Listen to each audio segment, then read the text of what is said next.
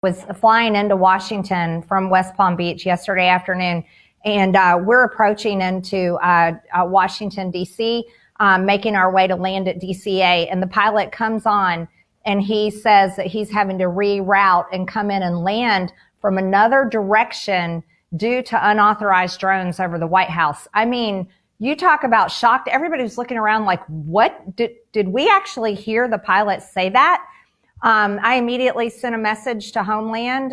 We've got to have a hearing on this. We need to investigate this. We need answers immediately. But I want to take this to another level because the news came out today, Sean, and I'm sure you saw it. The Chinese drone company DJI, which really dominates the marketplace, the majority of the marketplace with drones. They just lifted their geofencing restrictions on their drones, meaning that their drones will now be able to fly over our military bases. They will now be able to fly over the White House. And this is all because of the Chinese company DJI has lifted that geofencing. This is a direct threat to our national security by China because we know companies in China are owned by the Chinese government. And I'm calling for swift action with our incoming administration. We should ban these drones. We should not allow them to be flown in our airspace. They should not be sold in the United States of America.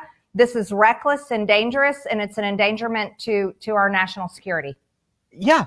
Okay. I just, the idea that you have to ask somebody to do this is nuts. It's like, this is protecting the people 101, but just walk me back through this. Cause when you say they undid it, so the company, this Chinese company previously, had like embedded technology that didn't allow the drone. So if you bought one, you couldn't fly it over a military base in the White House, but now you can? That's right. And so before it had technology, it was geofencing. Right. So these drones could not fly over secure locations like military bases and like the White House.